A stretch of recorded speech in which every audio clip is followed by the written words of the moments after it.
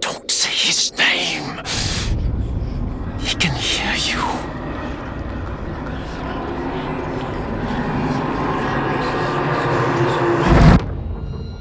He's always listening.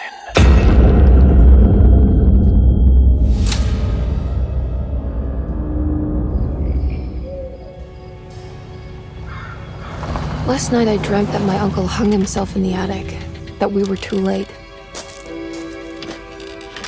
The house looked different, but it was still called Derceto. Definitely a weird place.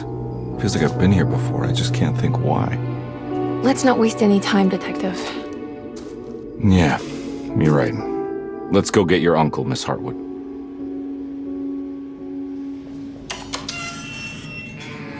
It transports you into the dark alleyways and into the night. I mean, it's always trying to create a mystery, right? It's something that's more than just jump scares. A bit of fighting, demanding puzzles, and a lot of atmosphere. It maintained some of that weirdness of the old games, but it had like an updated slickness to it that I liked as well. You haven't seen a little girl by any chance, have you? I don't think so. You would have known if you did. We start our story much like the original. Jeremy Hartwood is haunted by the Dark Man, and he goes to a countryside hospital called Derceto in hope to find some help. I need to get this letter to my niece. She would understand. Jeremy sends a disturbing letter to Emily Hartwood, his niece, and it spooks her enough that she hires Detective Edward Carnby to find out what's going on. Who are you? Whoa, pardon me, excuse me. My name is Edward Carnby, private investigator. I hope you don't mind we let ourselves inside. I do mind. We knew early on that we had a character-driven story, so we needed to find some really good actors to make those characters come to life. I knew of past iterations of the game. I mean, the video game world is something that I'm very interested in general, the horror game genre specifically.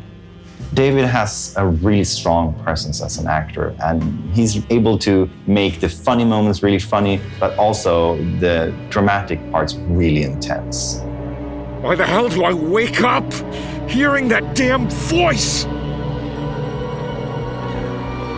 I know what it sounds like, but it's not what you think.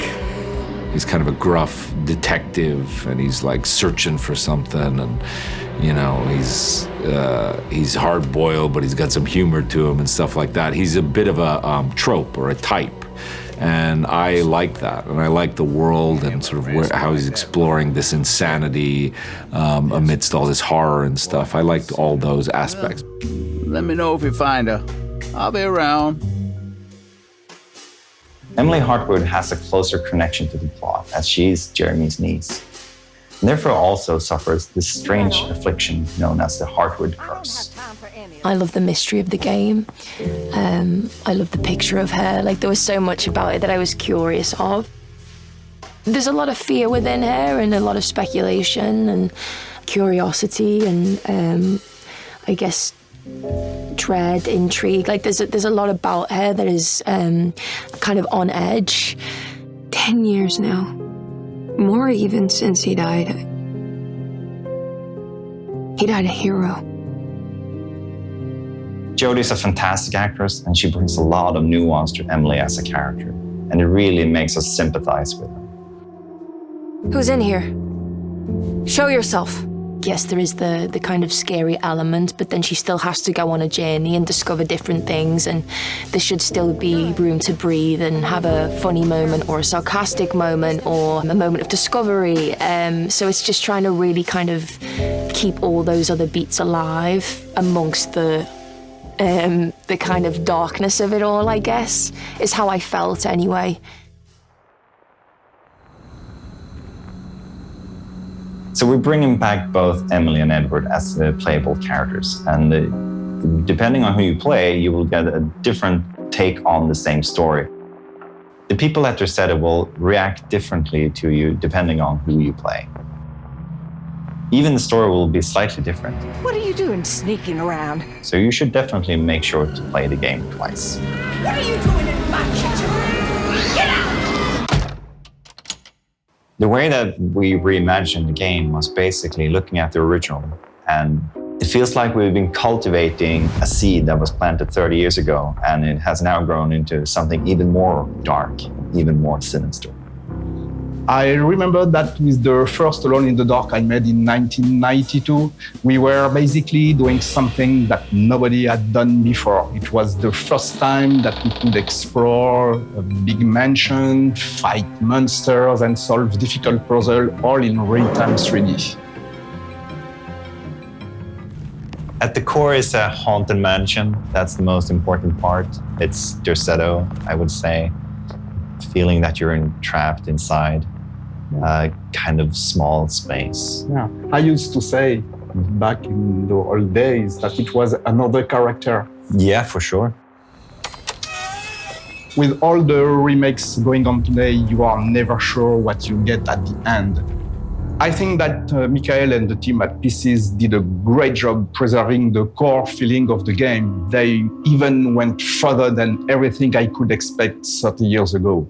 It's really an honor to sort of be a part of the franchise in that sense, because it is such a, again, it can't be overstated. It's so special. It was such a new experience. As a fan of the original, I wanted to bring as much as I could into our version. And they might have slightly different meaning and different reasons to be there, but if you know the old games, you will find a ton of references. Do I know you from somewhere? I remember you, Mr. Conby. I feel the franchise is in good hands now, and I can't wait to play the full game.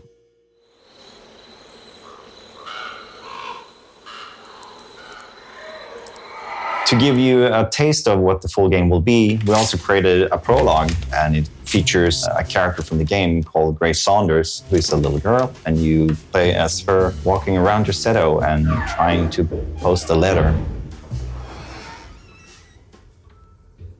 The prologue is the first glimpse into the atmosphere and the mood, and of course the story of the full game. So if you want to have a look, go and download it right now. They're so creepy.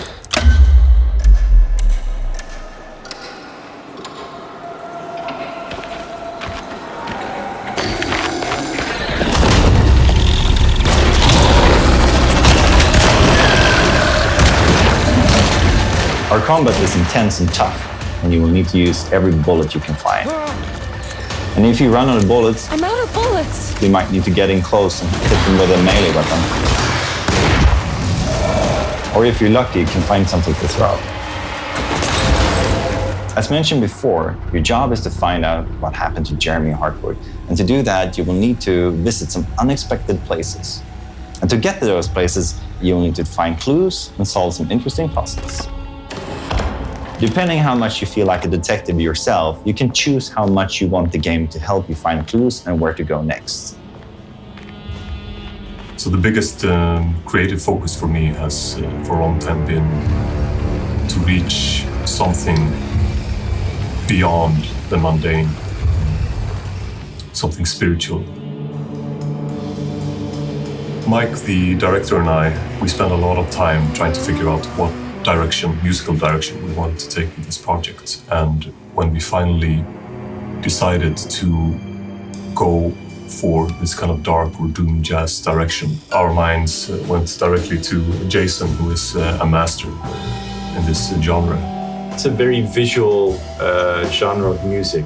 The fact that it's inspired from noir films or noir detectives is already a good explanation of why this music fits very well for Alone in the Dark. There's a huge mountain and volcano of reverb with drums and screaming saxophones.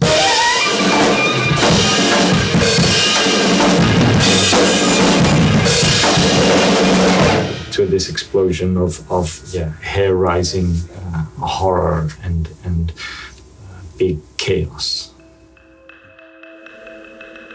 As the players drawn deeper into the game world, they will face off with the sinister presence known as the Dark Man. The Dark Man isn't real, Jeremy. There's nothing he can do to hurt you. How do you think any of this is happening? How do you still not trust my words? Fine. Then let me help. Don't be foolish. He will bury you next to me in his sunken temple for an eternity.